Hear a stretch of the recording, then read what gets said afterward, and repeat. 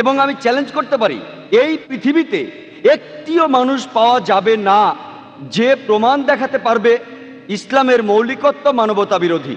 এমন কিছু মানুষ আছে যারা মনে করে যে ইসলামের কিছু শিক্ষা এবং কোরআনের কিছু শিক্ষা মানবতা বিরোধী। কিন্তু আপনি যখন এর একটি প্রাসঙ্গিক ব্যাখ্যা করবেন, এর প্রেক্ষাপট তুলে ধরবেন, তখন একটি লোকও আপনি খুঁজে পাবেন না যে বলবে ইসলামের মৌলিকত্বের মধ্যে মানবতা বিরোধী কিছু আছে। এই কারণে আমি গর্ব করে বলতে পারি যে আমি একজন মৌলবাদী মুসলমান, এবং আমি জোর দিয়ে বলতে পারি যে একজন হিন্দুকে হিন্দু ধর্মে পরিপূর্ণতা লাভ করতে হলে তার ধর্মে তাকে মৌলবাদী হতে হবে, নইলে সে পরিপূর্ণ হিন্দু নয়। একজন খ্রিস্টানকে খ্রিস্টান ধর্মে তার জীবনে পরিপূর্ণতা আনতে হলে তাকে খ্রিস্টান ধর্মে মৌলবাদী হতে হবে, নইলে সে ভালো খ্রিস্টান নয়। যদি আপনারা পড়েন ওয়েবস্টারের অভিধানটি, তাহলে জানতে পারবেন যে মৌলবাদ শব্দটি প্রথম আবিষ্কারের পর একদল আমেরিকান খ্রিস্টানের পরিচয়ের জন্য সেটি ব্যবহার হতো, যাদের বলা হতো প্রোটেস্ট্যান্ট খ্রিস্টান। সেটি বিংশ শতাব্দীর শুরুর দিকে, কারণ তারা গির্জার প্রতি আপত্তি জানায়। পূর্বে খ্রিস্টান গির্জায় এটা বিশ্বাস ছিল যে বাইবেলের আদেশ সব ছিল খোদা প্রদত্ত, কিন্তু প্রোটেস্ট্যান্ট খ্রিস্টানরা প্রতিবাদ করে এবং বলে যে শুধু বাইবেলের আদেশই নয়, আদেশ, শব্দ, বর্ণ সব খোদা প্রদত্ত। যদি কোনো ব্যক্তি প্রমাণ করতে পারে যে বাইবেলের শব্দগুলো খোদা প্রদত্ত, তাহলে সে মৌলবাদীদের পদক্ষেপ সফল পদক্ষেপ। আর যদি কেউ প্রমাণ করতে পারে যে বাইবেলের শব্দগুলো খোদা প্রদত্ত নয়, তাহলে সেটি ভালো পদক্ষেপ নয়। যদি আপনি অক্সফোর্ড অভিধানটি পড়েন, তাহলে জানতে পারবেন যে মৌলবাদী হচ্ছে এমন একজন ব্যক্তি যিনি যে কোনো ধর্মের সত্যতা নিয়ে কঠোরভাবে সাধনা করে থাকেন। যদি আপনি অক্সফোর্ড ডিকশনারির নতুন সংস্করণটি পড়েন, তাহলে দেখবেন সেখানে সামান্য পরিবর্তন আছে। সেটা হলো, সেই মৌলবাদী এমন একজন ব্যক্তি যিনি যে কোনো ধর্মের সত্যতা নিয়ে কঠোরভাবে সাধনা করে থাকেন, বিশেষ করে ইসলাম। পরিবর্তিত সংস্করণে বিশেষ করে ইসলাম শব্দগুলো যোগ করা হয়েছে। যে মুহূর্তে আপনি মৌলবাদী শব্দটি শোনেন, ঠিক তখনই আপনি একজন মুসলমানের কথা চিন্তা করেন যে কিনা সন্ত্রাসী। সন্ত্রাসবাদের ব্যাপারে আমি যদি বলি, যদি মুসলমানদের ব্যাপারটা ধরি, তাহলে প্রত্যেকটি মুসলমানই এক একজন সন্ত্রাসী। আপনারা হয়তো অবাক হয়ে ভাবতে পারেন যে ডাক্তার জাকির নায়েক এসব কি কথা বলছেন যে প্রত্যেক মুসলমানই সন্ত্রাসী। সন্ত্রাসের সংজ্ঞাটা কি? সন্ত্রাসীর প্রকৃত অর্থ হচ্ছে যে অন্যায়ভাবে সমাজে মানুষকে ভয় দেখায়। একজন ডাকাত যদি কোনো পুলিশকে দেখে ভয় পায়, তাহলে সেই পুলিশ ডাকাতের কাছে একজন সন্ত্রাসী। তাই এই ধারণার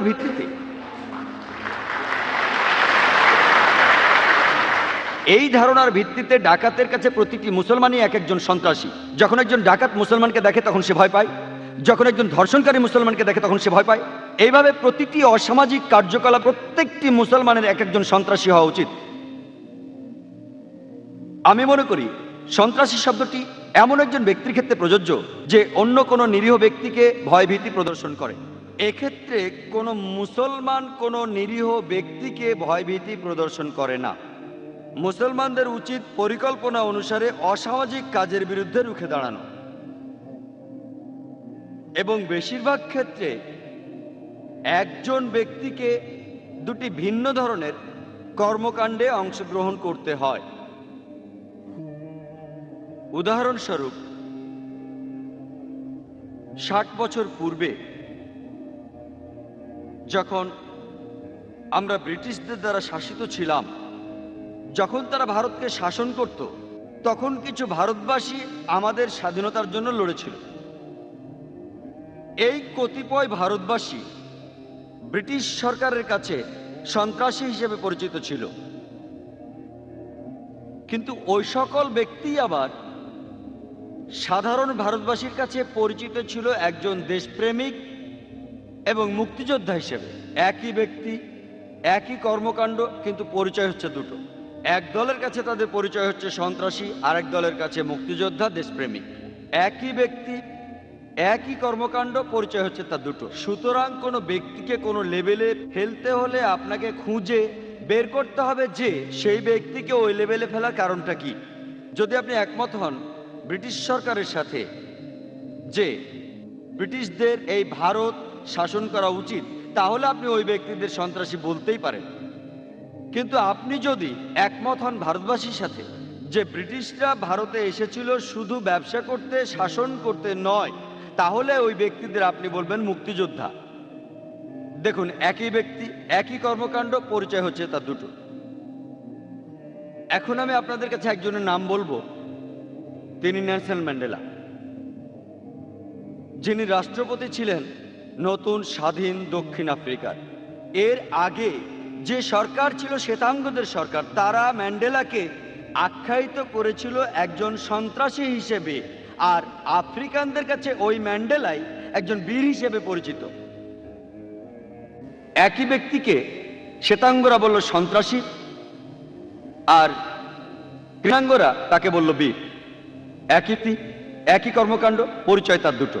যদি আপনি একমত হন দক্ষিণ আফ্রিকার শ্বেতাঙ্গ সরকারের সাথে যে আপনার গায়ের রং আপনাকে সর্বশ্রেষ্ঠ করেছে এবং আপনার গায়ের রংটি হচ্ছে সাদা, তাহলে আপনি নেলসন ম্যান্ডেলাকে এই পৃথিবীর শ্রেষ্ঠ সন্ত্রাসী মনে করতে পারেন। কিন্তু আপনি যদি একমত হন আফ্রিকানদের অর্থাৎ দক্ষিণ আফ্রিকার অধিবাসীদের সাথে যে আপনার গায়ের রং আপনাকে সর্বশ্রেষ্ঠ করে না, যেমন আল কোরআনের সূরা হুজুরাতের 13 নম্বর আয়াতে বলা হয়েছে যে ইয়া আইয়ুহান নাসু ইন্না খালাকনাকুম মিন যাকরিন ওয়া উনসা ওয়া জাআলনাকুম শুউবান ওয়া ক্বাবাইলা লিতাআরাফু ইন্নাকারমাকুম ইনদাল্লাহি আতকাকুম ইন্নাল্লাহা আলিমুন খাবীর।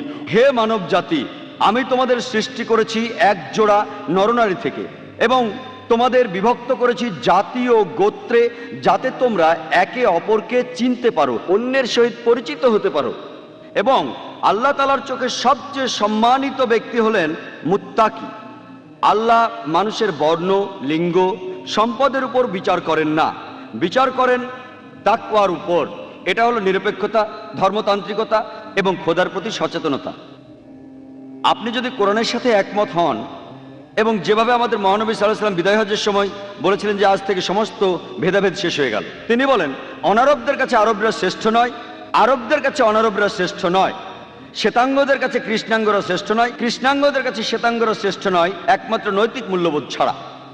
তাই যদি আপনি কোরআনের দৃষ্টি এবং আমাদের প্রিয় নবী হযরত মুহাম্মদ সাল্লাল্লাহু আলাইহি সাল্লামের সঙ্গে একমত হন, তাহলে আপনি ম্যান্ডেলাকে সন্ত্রাসী না বলে এমন একজন ব্যক্তি হিসেবে আখ্যায়িত করবেন যে তার অধিকারের জন্য লড়াই করেছে। তাই কোনো ব্যক্তি যদি আরেক ব্যক্তিকে কোনো স্তরে ভাগ করতে চায়, তবে তাকে অবশ্যই এর যথাযথ কারণ দেখাতে হবে। ইসলামে আলোচিত ভুল ধারণাগুলোর মধ্যে দ্বিতীয় আলোচ্য বিষয়টি হচ্ছে জিহাদ। এবং জিহাদের অর্থ সম্বন্ধে শুধুমাত্র অমুসলমানদের মাঝে নয়, এমনকি মুসলমানদের মাঝেও ভুল ধারণা আছে। বেশিরভাগ মানুষই, মুসলমান হোক আর অমুসলমানই হোক, তারা মনে করে যে কোনো মুসলমান যুদ্ধ করুক, যে কোনো যুদ্ধ যে কোনো কারণেই করুক না কেন, সেটা যে কোনো ব্যক্তিগত ব্যাপারে হতে পারে, রাজনৈতিক ব্যাপারে হতে পারে, দেশের ব্যাপারে হতে পারে, ভাষাগত ব্যাপারে হতে পারে, যে কোনো কারণে মুসলমান যুদ্ধ করলেই সেটা হলো জেহাদ। অমুসলমানরা এবং এমনকি মুসলমানরাও একটি ভুল করে যে কোনো মুসলমান যুদ্ধ করলেই তাকে নাম দেয় জেহাদ। এই জেহাদ শব্দটি এসেছে আরবি শব্দ জাহদা থেকে, যার মানে চেষ্টা করা, যার মানে পরিশ্রম করা, যার মানে উদ্যমী হওয়া। এবং ইসলামিক অভিধান অনুযায়ী জিহাদ শব্দটির অর্থ কারো অসৎ প্রবৃত্তির বিরুদ্ধে সর্বশক্তি দিয়ে লড়াই করা। জিহাদের অর্থ হলো চেষ্টা করা, সমাজের উন্নতি করা। এর মানে যুদ্ধক্ষেত্রে যুদ্ধ করে আত্মরক্ষা করাকেও বোঝায়। এবং এর অর্থ অন্যায় এবং অত্যাচারের বিরুদ্ধে লড়াই করা। জিহাদ যে মূল শব্দ জাহদা থেকে এসেছে, তার অর্থ পরিশ্রম করা, তার অর্থ চেষ্টা করা। উদাহরণস্বরূপ, যদি কোনো ছাত্র চেষ্টা করে পরীক্ষায় পাশ করার জন্য, তাহলে তাকে আরবিতে বলে সে জিহাদ করছে, সে চেষ্টা করছে, পরীক্ষায় পাশের জন্য সে পরিশ্রম করছে। যদি কোনো চাকুরিজীবী চেষ্টা করে, পরিশ্রম করে তার মনিবকে খুশি করার জন্য, সেটা ভালো কাজ দিয়ে করুক আর খারাপ কাজ দিয়ে করুক, সেটাই হলো জেহাদ। একজন চাকুরিজীবী তার সর্বশক্তি দিয়ে তার মালিককে খুশি করার জন্য চেষ্টা করে যাচ্ছে, সেটাই হচ্ছে জেহাদ। জেহাদ মানে সর্বশক্তি দিয়ে চেষ্টা করা। কোনো রাজনীতিবিদ যদি চেষ্টা করে ভোট পাওয়ার জন্য, সেটা ভালোভাবেই হোক আর খারাপভাবেই হোক, সেটাকেই বলা হচ্ছে আরবিতে জিহাদ। জিহাদ সম্পর্কে আরো একটি ভুল ধারণা মানুষের মধ্যে আছে। যে কোনো মানুষই ভাবে, মুসলমান হোক আর অমুসলমান হোক, যে জিহাদ শুধুমাত্র মুসলমানরাই করে থাকে। মূলত কোরআনের বাণীতে আল্লাহ সুবহানাহু ওয়া তাআলা বলেছেন যে অমুসলমানেরাও জিহাদ করে। পবিত্র কোরআনের সূরা লোকমানের 14 নম্বর আয়াতে উল্লেখ করা আছে যে আমি মানবজাতিকে তাদের পিতামাতার প্রতি সহানুভূতিশীল থাকার নির্দেশ দিয়েছি, ঠিক যেভাবে তাদের মা অনেক যন্ত্রণা পেয়ে জন্ম দিয়েছেন এবং বছরের পর বছর লালন পালন করেছেন। এরপর সূরা লোকমানের 15 নম্বর আয়াতে উল্লেখ করা হয়েছে যে কিন্তু যদি তারা চেষ্টা করে, মানে তোমাদের পিতামাতা যদি চেষ্টা করে, তোমাদের চাপ দেয় অন্য কারো ইবাদত করার জন্য আল্লাহ ছাড়া, মানে আল্লাহ ব্যতীত, যাদের সম্পর্কে তোমাদের কোনো ধারণা নেই। কোরআনে আছে যদি তোমাদের পিতামাতা তোমাদের চাপ দেয়, চেষ্টা করে, জিহাদ করে, আল্লাহ ছাড়া অন্য কারো ইবাদত করানোর চেষ্টা করে, তাহলে তাদের অমান্য করো। যেহেতু কোরআনে বলেছে অমুসলিমরাও জিহাদ করে, একই কথা রিপিট হয়েছে পবিত্র কোরআনের সূরা আনকাবুতের 8 নম্বর আয়াতে। বলা হয়েছে মানবজাতিকে নির্দেশ দেওয়া হয়েছে যে তোমাদের পিতামাতা যদি সর্বশক্তিমান আল্লাহ ব্যতীত অন্য কারো ইবাদত করানোর চেষ্টা করে, চাপ সৃষ্টি করে বা জিহাদ করে, যাদের সম্বন্ধে তোমাদের কোনো ধারণা নেই, তবে পিতামাতার আদেশ অমান্য করো, কিন্তু তাদের প্রতি সহানুভূতিশীল থাকো। অর্থাৎ আমরা কোরআন থেকে জানতে পারলাম এমনকি অমুসলিমরাও জিহাদ করে। আবার পবিত্র কোরআনের সূরা আল নিসার 76 নম্বর আয়াতে উল্লেখ করা হয়েছে যে ঈমানদারগণ যুদ্ধ করেন আল্লাহ সুবহানাহু ওয়া তাআলার পথে, আর কাফিররা যুদ্ধ করে শয়তানের পথে। তাই যুদ্ধ করো শয়তানের ভাইদের বিরুদ্ধে। এখানে আরো বলা হচ্ছে যে শয়তান লোকেরা তারাও জিহাদ করে। তাহলে জিহাদ একটা আরবি শব্দ যার অর্থ হলো চেষ্টা করা, সংগ্রাম করা। উপযুক্ত কারণে যদি বিশ্বাসীরা তারা আল্লাহর পথে সংগ্রাম করে, তাকে বলা হয় জিহাদ ফি সাবিলিল্লাহ। আর খারাপ লোকেরা তারা সংগ্রাম করে শয়তানের পথে, তাকে বলা হয় জিহাদ ফি সাবি শয়তান। তাহলে জিহাদ দুই প্রকার, ভালো জিহাদ আর খারাপ জিহাদ। সংগ্রাম করা ভালোর জন্য, সংগ্রাম করা খারাপ কিছুর জন্য। তবে ইসলামের নিয়ম অনুযায়ী যদি তেমন কিছু বলা না হয়, তখন ধরে নেওয়া হয় যে এই জিহাদ ভালো কিছুর জন্য, এই জিহাদ ফি সাবিলিল্লাহ, এই জিহাদ আল্লাহ সুবহানাহু ওয়া তাআলার পথে। আল্লাহ বিশেষভাবে বলেছেন যদি কিছু বলা না হয়, এটা ধরে নেওয়া হয় যে যখনই জিহাদের কথা উল্লেখ করা হবে, এটার অর্থ জিহাদ ফি সাবিলিল্লাহ, এই জিহাদ আল্লাহ সুবহানাহু ওয়া তাআলার পথে। আরও একটা ভুল ধারণা আছে, বেশিরভাগ মানুষই হোক সে মুসলিম বা অমুসলিম, তারা মনে করেন যে জিহাদ মানে পবিত্র যুদ্ধ। সত্যি বলতে কি, যদি আপনি কোরআন পড়েন, পবিত্র যুদ্ধ শব্দটা কোথাও লেখা নেই পবিত্র কোরআনে। আপনি কোথাও পাবেন না পবিত্র যুদ্ধ শব্দটি। একটি সহিহ হাদিসও পাবেন না যেখানে এই কথাটি বলেছেন হযরত মুহাম্মদ সাল্লাল্লাহু আলাইহি ওয়াসাল্লাম। আরবি অনুবাদ করলে হলিওয়ার ইংরেজি শব্দের অর্থ দাঁড়ায় যে হারবুম মুকাদ্দাসা, যার অর্থ পবিত্র যুদ্ধ। এই শব্দটা কোথাও উল্লেখ নেই পবিত্র কোরআনের, কোথাও উল্লেখ নেই, একটি হাদিসেও নেই হযরত মুহাম্মদ সাল্লাল্লাহু আলাইহি সাল্লামের। এই শব্দটা পবিত্র যুদ্ধ প্রথম ব্যবহার করেছিল ওরিয়েন্টালিস্টরা, যখন তারা বই লিখতে শুরু করলো ইসলামের উপর। আর দুর্ভাগ্যজনকভাবে অনেক মুসলমান পণ্ডিত, এমনকি তারাও জিহাদের অনুবাদ করেন পবিত্র যুদ্ধ। এটা দুর্ভাগ্যজনক। যদি কেউ একজন ভুল করে ব্যাখ্যা দেয় ইসলামের কোনো কিছু, দুর্ভাগ্যজনকভাবে অনেক মুসলমান পণ্ডিত এমনকি তারাও ইংরেজিতে অনুবাদ করেন আর মনে করেন যে জিহাদ শব্দটির সবচেয়ে কাছাকাছি ইংরেজি হলো হলিওয়ার। এটা সম্পূর্ণ ভুল। যে শব্দটার উল্লেখ জিজ্ঞেস করলো কোন জিহাদটি সর্বশ্রেষ্ঠ জিহাদ, এবং তিনি বললেন শ্রেষ্ঠ জিহাদ হচ্ছে সেই জিহাদ সবসময় সত্য কথা বলতে হবে অত্যাচারী শাসকের বিরুদ্ধে। এখানে আপনারা দেখলেন যে বিভিন্ন পরিস্থিতির কারণে সর্বশ্রেষ্ঠ জিহাদ, The best type of struggling keeps on differing. কোন সময় মহানবী বলেছেন শ্রেষ্ঠ জিহাদ হলো সঠিক নিয়মে হজ করা। That is the perfect pilgrimage. আরেক জায়গায় মহানবী বলেছেন শ্রেষ্ঠ জিহাদ হলো তোমার বাবা মায়ের সেবা করা। অন্য আরেক জায়গায় মহানবী বলেছেন শ্রেষ্ঠ জিহাদ, শ্রেষ্ঠ সংগ্রাম, শ্রেষ্ঠ প্রচেষ্টা হলো সত্যি কথা বলা অত্যাচারী শাসকের বিরুদ্ধে। এবং প্রিয় নবী মুহাম্মদ সাল্লাল্লাহু আলাইহি ওয়াসাল্লাম বলেছেন, এটার উল্লেখ আছে সহিহ ইবনে হাব্বানে, যে মহানবী বলেছেন একজন মুজাহিদ যে চেষ্টা করে, একজন মুজাহিদ সেই ব্যক্তি যে চেষ্টা করে নিজের বিরুদ্ধে যুদ্ধ করে আল্লাহ সুবহানাহু ওয়া তাআলার কারণে, এবং আরেকজন মুহাজির যে দেশ ত্যাগ করে, হিজরত করে মন্দ থেকে ভালোর দিকে।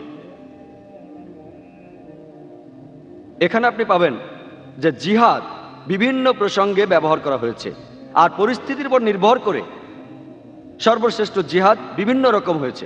তাহলে জিহাদ সম্পর্কে ধারণা পেতে গেলে আপনাকে পড়তে হবে ইসলামের ধর্মগ্রন্থগুলি, অর্থাৎ পবিত্র কোরআন এবং সহিহ হাদিস মহানবী সাল্লাল্লাহু আলাইহি সাল্লামের। এবং এখানে আমরা দেখতে পাই পবিত্র কোরআনে আল্লাহ সুবহানাহু ওয়া তাআলা বলছেন, সূরা বাকারার 208 নম্বর আয়াতে উল্লেখ করা আছে, বলা হয়েছে যে ইয়া আইয়ুহাল্লাযীনা আমানু উদখুলু ফিস-সিলমি কাফা, ও তুমি বিশ্বাস করো, ইসলামের জগতে প্রবেশ করো সমস্ত অন্তর দিয়ে, এবং অনুসরণ করো না খুতুওয়াতুন শয়তান, শয়তানের দেখানো পথ। এখানে আল্লাহ নির্দিষ্ট করে বলেছেন যে ও তুমি বিশ্বাস করো, ও বিশ্বাসীরা অনুসরণ করো না শয়তানের দেখানো পথ। অনেক জায়গায় কোরআন বলছে শয়তানকে অনুসরণ করো না, কিন্তু এখানে আল্লাহ বলছেন অনুসরণ করো না শয়তানের দেখানো পথ। এখানে কি কোনো পার্থক্য আছে শয়তান আর শয়তানের দেখানো পথের মধ্যে? কেন আল্লাহ সুবহানাহু ওয়া তাআলা শব্দগুলি বদলালেন? এটার কারণ হলো, কারো যদি সামান্যতম ঈমান থাকে, বিশ্বাস থাকে, উদাহরণস্বরূপ বলা যায় যদি কোনো যুবতী মেয়ে আসে এবং তাকে বলে যে চলো আমরা রাতে একসাথে থাকি, যেহেতু লোকটার বিশ্বাস আছে তাই সে বলবে না, কখনোই না, এটা সম্পূর্ণ নিষিদ্ধ, এটা গুনাহ, এবং সে এটা করবে না। কিন্তু এই একই ব্যক্তি যার সামান্য বিশ্বাস আছে, যদি কোনো যুবতীর ফোন আসে, সে বলবে কোনো ক্ষতি নেই যুবতীর সাথে কথা বললে, তাই সে বারবার ফোনে কথা বলল। কিছুদিন পর সেই মেয়েটি বলল চলো আমরা একসাথে চা খাই বাইরে, আর কিছুদিন পর সে চা খেতে গেল, তখন সে ম্যাকডোনাল্ডসের মতো কোনো হোটেলে যেতে পারে আর ম্যাকডোনাল্ডসেই গেল। কিছুদিন পর তারা যেতে পারে কোনো রেস্টুরেন্টে ডিনার করার জন্য, এবং আর কিছুদিন পর তারা একসঙ্গে রাত কাটাতে পারে একটা হোটেলে। এটাই হলো খুতুওয়াতুশ শয়তান, শয়তানের দেখানো পথ। শয়তান আর শয়তানের দেখানো পথের মধ্যে পার্থক্য, যদি কোনো শয়তান নিজে কারো সামনে আসে যার বিশ্বাস আছে, সে সঙ্গে সঙ্গে শয়তানকে চিনতে পারবে এবং তার থেকে দূরে থাকবে। কিন্তু যদি শয়তানের দেখানো পথ সামনে আসে, এর মধ্যে আকর্ষণ আছে, শুধু একটা মেয়ের সাথে কথা বললে কি সমস্যা, শুধু একটু চা খেলে কি সমস্যা, কোনো সমস্যা নেই, শুধু ম্যাকডোনাল্ডসে বার্গার খাওয়া কোনো সমস্যা নেই, শুধু একটু ডিনার করা কোনো সমস্যা নেই, শুধু একটা রাত থাকা কোনো সমস্যা নেই। তাই আল্লাহ কোরআনে বলছেন, তিনি আমাদের জন্য পথ নির্দেশ দিয়েছেন, ও তোমরা বিশ্বাস করো, ইসলাম গ্রহণ করো অন্তর দিয়ে। ইয়া আইয়ুহাল্লাযীনা আমানু উদখুলু ফিস-সিলমি কাফা, এবং অনুসরণ করো না খুতুওয়াতুশ শয়তান, শয়তানের দেখানো পথ, কারণ সে তোমার জন্য একটি ঘোষিত শত্রু। এবং সর্বশ্রেষ্ঠ উপায়গুলির একটি সর্বশ্রেষ্ঠ জিহাদ, একটি সর্বশ্রেষ্ঠ সংগ্রাম হলো তাদের কাছে সত্যের বাণী নিয়ে যাওয়া যারা এটা সম্পর্কে জানে না। একটি সর্বশ্রেষ্ঠ জিহাদ হলো দাওয়া, পৌঁছে দেওয়া ইসলামের সত্যের বাণী, সত্যকে পৌঁছে দেওয়া তাদের কাছে যারা এটা সম্পর্কে জানে না। এবং আল্লাহ পবিত্র কোরআনে সূরা আল ইমরানের 110 নম্বর আয়াতে উল্লেখ করেছেন যে কুনতুম খায়রা উম্মাতিন উখরিজাত লিন-নাস, ও মুসলমানেরা তোমরা সমগ্র মানব জাতির মধ্যে সর্বশ্রেষ্ঠ। আল্লাহ আমাদের সম্মান দিয়েছেন এবং বলছেন মানব জাতির মধ্যে শ্রেষ্ঠ। কোনো সম্মানই দায়িত্ব ছাড়া আসে না। আল্লাহ আরো বলছেন এবং আমাদের দায়িত্ব দিয়েছেন, তা'মিরুনা বিল মা'রুফ ওয়া তানহাউনা আনিল মুনকার ওয়া তু'মিনুনা বিল্লাহ, কারণ তুমি উৎসাহিত করো ভালো কাজে, নিষেধ করো খারাপ কাজে, আর তুমি আল্লাহকে বিশ্বাস করো। যে কারণে আল্লাহ সর্বশক্তিমান আমাদের মানব জাতির মধ্যে শ্রেষ্ঠ বলেছেন, সেটা হলো আমরা মানুষকে ভালো কাজে উৎসাহিত করি, খারাপ কাজে নিষেধ করি। যদি আপনি উৎসাহিত না করেন ভালো কাজে, এবং যদি কোনো ব্যক্তিকে নিষেধ না করেন খারাপ কাজ করতে, সে মুসলমান বলে ডাকার যোগ্য নয়, সে এই নামে ডাকার উপযুক্ত নয়। খায়রা উম্মা, যারা মানুষের মধ্যে সর্বশ্রেষ্ঠ। তাই যে কারণে আমাদের এই সম্মান দেওয়া হয়েছে তা হলো ভালো কাজে মানুষকে উৎসাহিত করা এবং খারাপ কাজে নিষেধ করা। আর আমি শুরু করেছিলাম পবিত্র কোরআনের একটি আয়াত দিয়ে। সূরা ইসরার 81 নম্বর আয়াতে উল্লেখ আছে যে ওয়াকুল জাল হক ওয়া যাকাল বাতিল, ইন্নাল বাতিলা কানা যাহুকা। যখন সত্যকে মিথ্যের মতো শোনায়, মিথ্যে ধ্বংস হয়, কারণ মিথ্যে তার নিজের কারণে নিজে ধ্বংস হতে বাধ্য। এটা একটা কর্তব্য প্রত্যেক মানুষের জন্য। তার উচিত হবে সত্যটা পৌঁছে দেয়া তাদের কাছে যারা এটা সম্পর্কে কিছুই জানে না।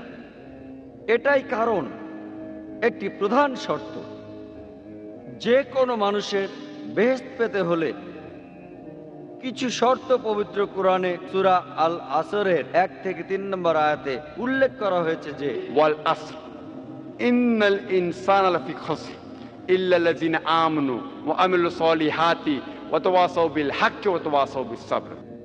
সময়ের সাথে সাথে সব কিছুই হারিয়ে যাবে, শুধু থাকবে যাদের বিশ্বাস আছে, যারা ভালো কাজ করে, যারা মানুষকে সত্যের পথে নিয়ে আসে এবং যারা মানুষকে ধৈর্য ও অধ্যবসায়ের পথে নিয়ে আসে।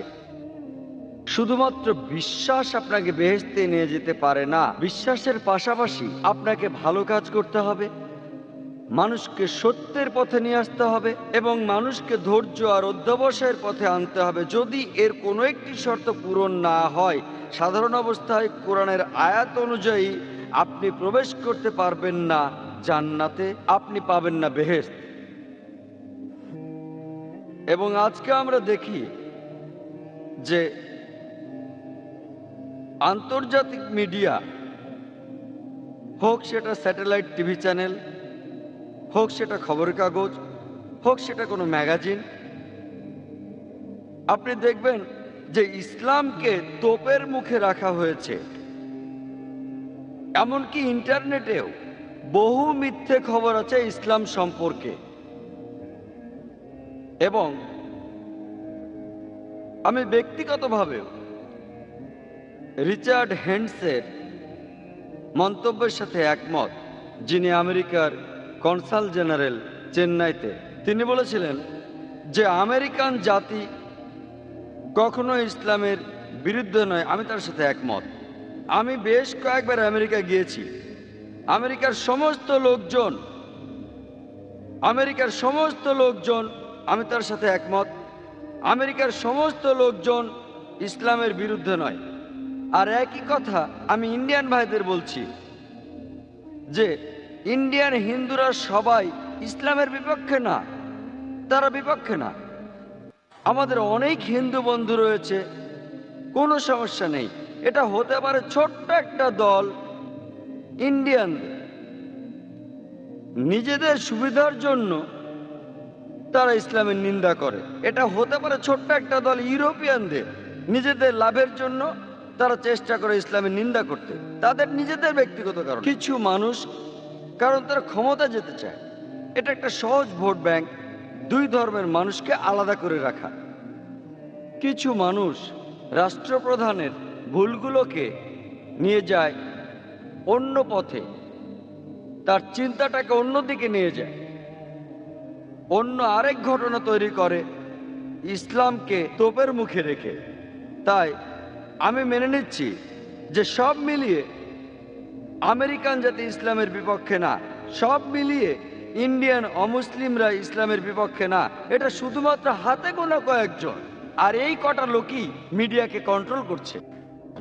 ব্যক্তিগতভাবেও রিচার্ড হেন্ডসের মন্তব্যের সাথে একমত, যিনি আমেরিকার কনসাল জেনারেল চেন্নাইতে। তিনি বলেছিলেন যে আমেরিকান জাতি কখনো ইসলামের বিরুদ্ধে নয়। আমি তার সাথে একমত।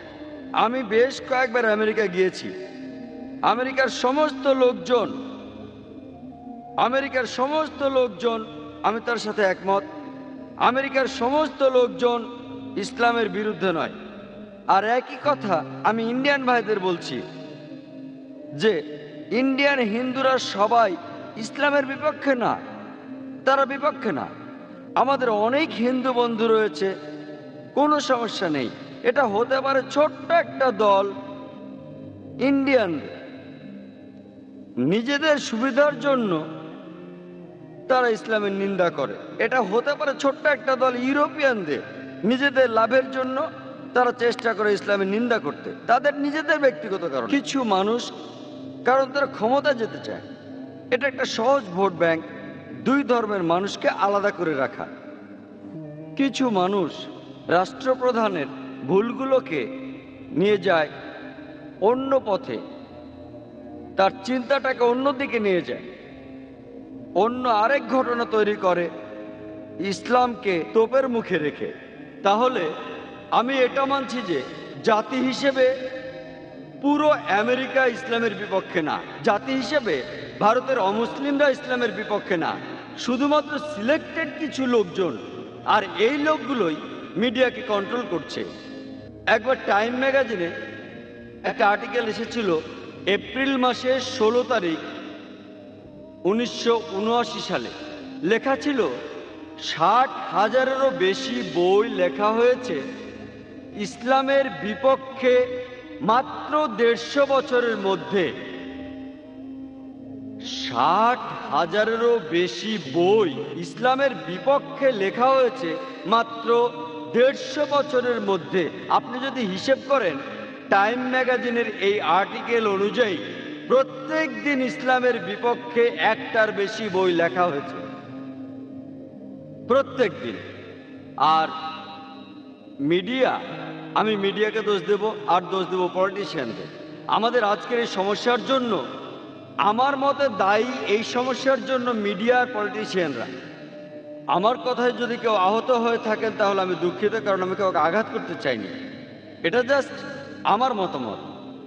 আপনি যদি মিডিয়াকে ভালো করে দেখেন, আমি জানি এখানে অনেক সাংবাদিক আছেন, সকালেও আমি বলেছিলাম যে অধিকাংশ সাংবাদিকই আছেন সত্যবাদী আর তারা বেশ ভালো। বিপক্ষে রয়েছে বেশিরভাগ মানুষ, অর্ধেকেরও বেশি। এর মানে কিন্তু সবাই না, এর মানে অর্ধেকেরও বেশি। আর আপনি যদি ভালোভাবে দেখেন যে আজকে বিশেষভাবে মুসলমানদের টার্গেট করছে মিডিয়া। যেমন ধরুন, যদি কোনো মুসলমান মহিলা পরেন হিজাব, সে টার্গেট হবে। একই সাথে গির্জার নানদের দেখেন, তারাও কিন্তু পরে থাকেন একই রকম পোশাক, পুরো শরীর ঢাকা, মুখ আর হাতের কবজি থেকে খোলা থাকে। মানুষ তাদের শ্রদ্ধা করেন। কেন? পার্থক্যটা কোথায়? যদি কোনো মুসলমান দাড়ি রাখেন তার মানে হচ্ছে সে সন্ত্রাসী, কিন্তু শিখরা ওরাও দাড়ি রাখে, কোনো সমস্যা নেই, ওরা পাগড়ি পরে, তাতেও সমস্যা নেই। আমি 90-এর দশকে যখন প্রথম কানাডা গিয়েছিলাম, সেখানে দেখি একজন শিখ, সে কোর্টে মামলা করেছিল, সে ছিল একজন কানাডিয়ান নাগরিক, আর সে কেস করেছিল যে সে কানাডিয়ান আর্মিতে তার পাগড়ি খুলবে না এবং কেসে জিতেছিল। গত মাসে একটা খবর এসেছিল যে একজন শিখ, সে ইংল্যান্ডের নাগরিক এবং কোর্টে কেস করেছিল, সে তার মাথার পাগড়ি খুলবে না কলেজে, আর সে জিতেছিল। আর এখানে দেখি যদি কোনো মুসলমান দাড়ি রাখে তাহলে মানুষ ভাবে দাড়ি তার ক্ষতি করতে পারে। আমি জানি না দাড়ি কোন ক্ষতিটা করতে পারে, একটা মাছিও তো মারতে পারে না।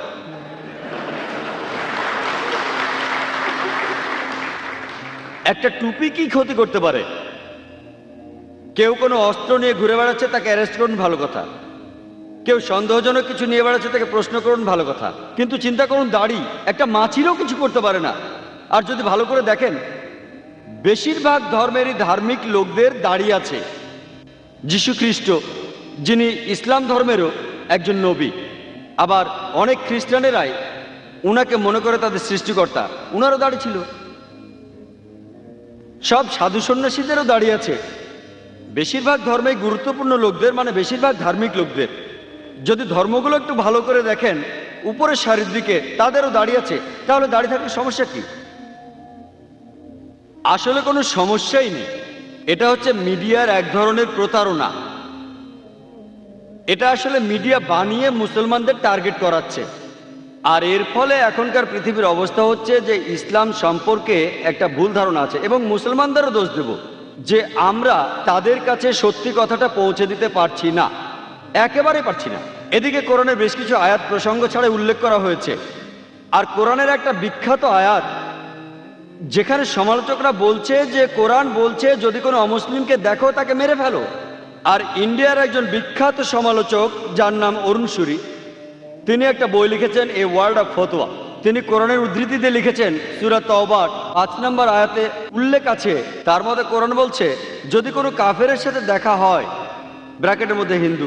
যদি কোনো কাফেরের সাথে দেখা হয় ব্র্যাকেটে হিন্দু, তাকে মেরে ফেলো, তার বিরুদ্ধে যুদ্ধের সব প্রস্তুতি নিয়ে রাখো। তাহলে ভেবে দেখুন, যদি কোনো সাধারণ নিরীহ হিন্দু এটা পড়ে, কোরআন বলে যদি কোনো হিন্দুর সাথে দেখা হয় তাকে মেরে ফেলো, তাহলে তখনই তার একটা প্রতিক্রিয়া হবে, লোকটা ইসলামের বিরুদ্ধে চলে যাবে। সমস্যা হচ্ছে কিছু হাতে গোনা লোক তাদের নিজেদের উদ্দেশ্য পূরণ করতে চাচ্ছে, কারণ তারাই এই বইগুলো লিখছে, যেমন এ ওয়ার্ল্ড অফ ফতোয়া। ইনিও অন্যান্য সমালোচকদের মতো কোরআনের উদ্ধৃতি দিয়েছেন। প্রথমে সূরা তাওবার 5 নম্বর আয়াত থেকে বলেছেন, আবার 5 নম্বর আয়াত থেকে 7 নম্বরে গেছেন সরাসরি। একজন জ্ঞানী লোক বুঝতে পারবেন কেন এটা করেছে, কারণ 6 নম্বর আয়াতই আসল চাবি, সব অভিযোগের উত্তর সেখানে।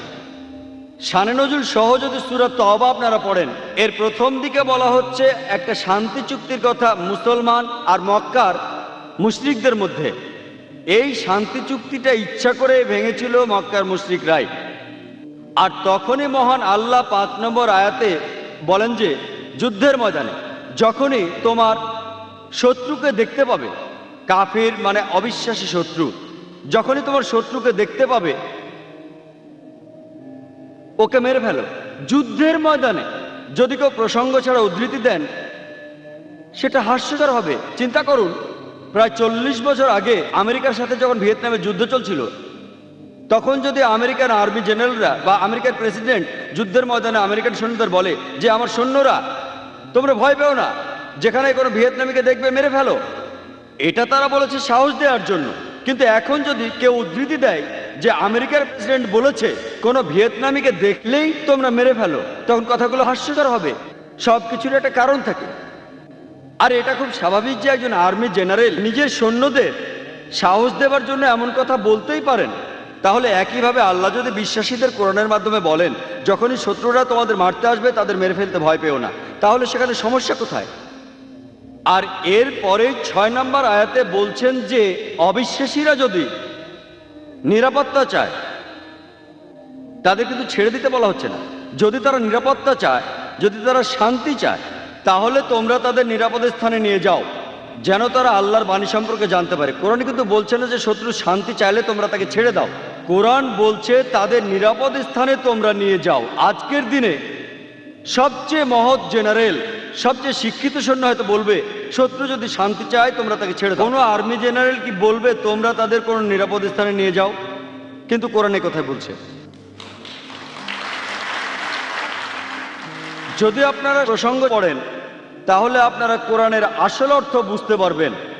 আর আপনারা অন্য যে কোনো হয়ে দাঁড়াও, সৃষ্টিকর্তার পক্ষে দাঁড়াও, এমনকি যদি তোমার বিপক্ষেও যায়, তোমার বাবা মার বিপক্ষে যায়, ধনী বা গরিবের বিপক্ষে যায়, নিশ্চয়ই আল্লাহর রক্ষাকারী। যদি আপনারা অন্যান্য ধর্মগ্রন্থগুলো পড়েন, প্রায় সব গ্রন্থেই কোথাও না কোথাও কোনো না কোনো সময়ে যুদ্ধের কথা বলা হয়েছে। তার মানে এই না যে আপনি এক্সোডাস থেকে উদ্ধৃতি দেবেন অথবা ভগবদ্গীতা থেকে উদ্ধৃতি দিয়ে বলবেন, যেটা সবার জানা ভগবদ্গীতা বলে তোমার আত্মীয়দের মেরে ফেলো, এটা প্রসঙ্গ ছাড়া উদ্ধৃতি। তাহলে বুঝতেই পারছেন যে ধর্মগুলোকে ভালোভাবে বুঝতে হলে আপনাকে যা করতে হবে তা হলো ধর্মগ্রন্থগুলো ভালোভাবে পড়া। আর যদি ধর্মগ্রন্থগুলো পড়েন তাহলে জানতে পারবেন সেখানে কি লেখা আছে, আর ওই গ্রন্থগুলো এইসব ধর্মের আসল উৎস। আপনারা জানেন যে পবিত্র কোরআনের সূরা আল মায়দার আয়াত নম্বর 32-এ বলছে যদি কেউ কাউকে হত্যা করে, হোক সে মুসলিম বা অমুসলিম, যদি সেটা খুনের অপরাধ বা অন্য কোনো অন্যায়ের জন্য না হয়, তাহলে সে যেন পুরো মানুষ জাতিকে হত্যা করলো। কোরআন বলছে যদি কোনো মানুষ, হোক সে মুসলিম বা অমুসলিম, কাউকে হত্যা করে, হোক সে মুসলিম বা অমুসলিম, সেটা যদি খুনের অপরাধ বা অন্য কোনো অন্যায়ের জন্য না হয়, তাহলে সে যেন পুরো মানুষ জাতিকে হত্যা করলো। এখানে আরো বলা হয়েছে আর যদি কেউ কোনো মানুষকে বাঁচায় তাহলে সে যেন পুরো মানুষ জাতিকে রক্ষা করলো। আর যখন কিতালের কথা আসে, আল্লাহ তাআলার পথে যুদ্ধ করার নামই হলো কিতাল। সেখানেও আছে কিছু নিয়ম কানুন।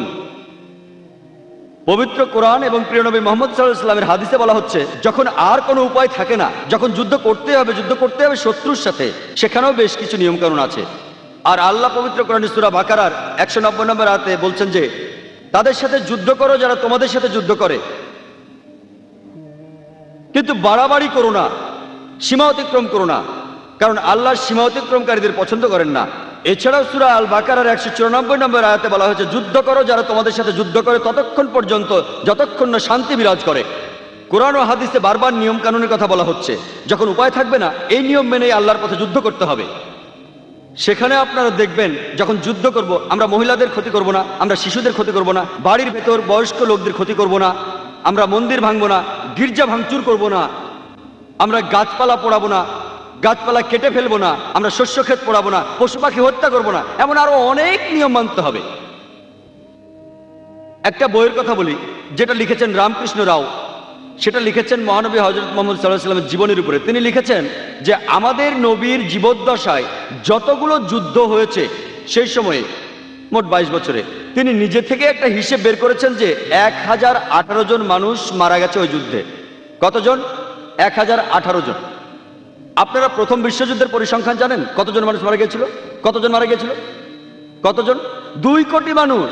1 কোটি সৈন্য, 1 কোটি সাধারণ মানুষ। দ্বিতীয় বিশ্বযুদ্ধ 3 কোটি মানুষ মারা গিয়েছিল, আর 3.5 কোটি আহত হয়েছিল। তুলনা করেন। আপনারা যদি পেছনের দিকে ভালো করে তাকান, তাহলে কোরআনের আয়াতগুলোর অর্থ এবং তাৎপর্য খুব ভালোভাবে উপলব্ধি করতে পারবেন। একটা খুব কমন অভিযোগ আছে ইসলামের বিরুদ্ধে, যেটা 1 নম্বর অভিযোগ, একটা ভুল ধারণা যে ইসলামের প্রসার ঘটেছে তরবারির মাধ্যমে। ইসলাম শব্দটা এসেছে সালাম থেকে, যার অর্থ শান্তি। ইসলাম এসেছে সালাম থেকে, যার অর্থ শান্তি, যার অর্থ স্রষ্টার কাছে নিজের ইচ্ছাকে সমর্পণ করা। যখন কেউ মহান স্রষ্টার কাছে নিজের ইচ্ছাকে সমর্পণ করে শান্তির জন্য, তখন সে মুসলমান। চিন্তা করুন, যদি আপনারা অনুবাদ করেন যে ইসলাম ছড়ানো হয়েছে তরবারি দিয়ে, তার মানে শান্তি ছড়ানো হয়েছে তরবারি দিয়ে। আর ইসলাম প্রথাগতভাবে যুদ্ধের বিপক্ষে কথা বলে, কিন্তু কোনো উপায় না থাকলে শক্তি প্রয়োগ করা যাবে। আর এটা তো সবারই জানা আছে, এই পৃথিবীর প্রত্যেকটা দেশেই পুলিশ আছে। এই পুলিশে শক্তি প্রয়োগ করে। যখন কোনো সাধারণ মানুষ, কোনো নাগরিক বা অন্য কেউ সেই দেশের আইন ভঙ্গ করে, পুলিশ তখন শক্তি প্রয়োগ করে সেই দেশের শান্তি রক্ষা করার জন্য। তাহলে প্রত্যেক দেশে পুলিশ আছে, তারা শক্তি প্রয়োগ করে, সঙ্গে অস্ত্র রাখে। এদিকে ইসলাম কিন্তু যুদ্ধের বিপক্ষে, প্রধানত শান্তির কথা বলে। আর কোনো উপায় না থাকলে, কারণ কিছু মানুষ আছে শান্তি চায় না, তারা চায় না যে সবাই শান্তিতে থাকুক। ওদেরকে কন্ট্রোল করার জন্য শেষ উপায় হিসেবে ইসলাম শক্তি প্রয়োগ আর যুদ্ধের অনুমতি দেয়, শেষ উপায় হিসেবে। ইসলাম তরবারি দিয়ে ছড়ানো হয়েছে, এই ভুল ধারণাটার উত্তর বেশ ভালোভাবেই দিয়েছেন একজন বিখ্যাত ঐতিহাসিক, যার নাম ডি লেসি ওলেরি। তিনি তার বই ইসলাম অ্যাট দ্য ক্রস রোডের 8 নম্বর পৃষ্ঠায় লিখেছেন যে ইতিহাসে এটা পরিষ্কার যে মুসলমানদের তরবারি হাতে নিয়ে ইসলাম ছড়ানো আর বিভিন্ন দেশ জয় করার আজগুবি এই গল্পটা মিথ্যে ছাড়া কিছুই নয়। এই অত্যন্ত মুখরোচক মিথ্যেটাকে বারবার বলা হয়েছে গল্প আকারে। ডিলেসি ওলেরি লিখেছেন তার ইসলাম অ্যাট দ্য ক্রস রোডে, ইতিহাসে এটা পরিষ্কার যে মুসলমানদের তরবারি হাতে নিয়ে ইসলাম ছড়ানো আর পৃথিবীর বিভিন্ন দেশ জয় করার গল্পটা অসাধারণ আজগুবি একটা বানানো মিথ্যে গল্প ছাড়া আর কিছুই নয়, যেটা বারবার বলা হয়েছে। আর আমরা জানি